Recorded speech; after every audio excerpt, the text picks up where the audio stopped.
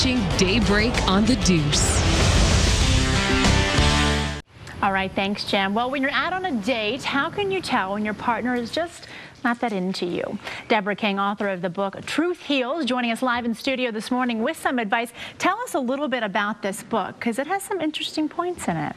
Well, what I try to do in Truth Heals is help people not just see the truth outside themselves, but actually find the truth within, because it's the lies we tell ourselves that really do the most damage. Why did you decide to write this? I had been on the road for about a year working with people in public settings and helping them uncover, the truth that they're not aware of, and I realized I could reach a lot more people by putting a book out.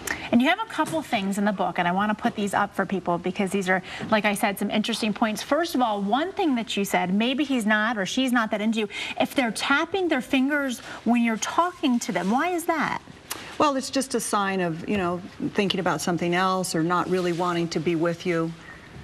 What about, you're also saying, does he pull back every time you lean towards him or her? When we're interested in someone and what they have to say, we lean toward each other. It's just, it's part of being human. Over 93% of all of our communication is nonverbal. So if you lean back, that pretty much says, let me distance myself from you and your ideas. Now, I have some friends who complain that their husbands or their boyfriends or significant others kind of look at other women, a little too much. If you're sitting there, if you're talking to somebody and they're even distracted by anything, watching something else, looking in a mirror or something, what does that mean? Well, a little bit of that's normal, but if it's gotten to the point where you sit down to have dinner with your partner and he spends the whole time watching other women, that's not the best sign.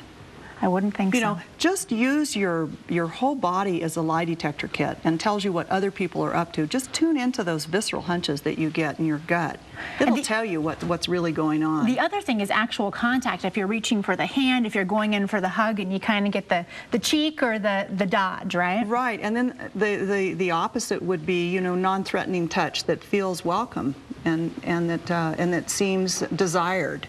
Something that I thought was also kind of interesting is if you're talking to somebody and they have their arms crossed, that's kind of a barrier. That's saying, leave me in my own personal space, I guess. Right, and you not only see that in interpersonal communication, but in business meetings. Those crossed arms mean I'm protecting myself and I don't want you to see my real essence. Kind of hands off. Mm-hmm. What do we need to look out for with a long-term relationship, a long marriage? You've been married for years, or maybe you haven't been married that long, and you start seeing some little signs. What are the indicators that you need to kind of rev things up again and maybe talk about it? Well, if you don't smile at one another anymore, or really, hold a glance, or if you find that you no longer greet each other with a hug and a kiss, those are signals that your relationship's deteriorating a bit and needs to be charged up again. How can you tell if somebody's lying to you? And this isn't just in a relationship, but even at work, maybe.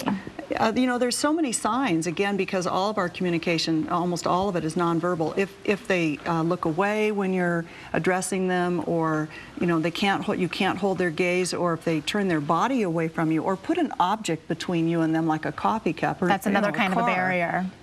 Those are things to try to distance ourselves from our own lies. Our body doesn't lie. Body doesn't lie. Mm-hmm. All right, Deborah King, thank you so much for joining us. Thanks for having me. Her book, again, right here, is called Truth Heals. It is available now in bookstores. She's going to be signing copies of the book tonight at 6 p.m. at For Heaven's Sake in Boulder. Very neat. Thank you so much for joining us. We definitely do appreciate it. My pleasure. Well, rev up your engines.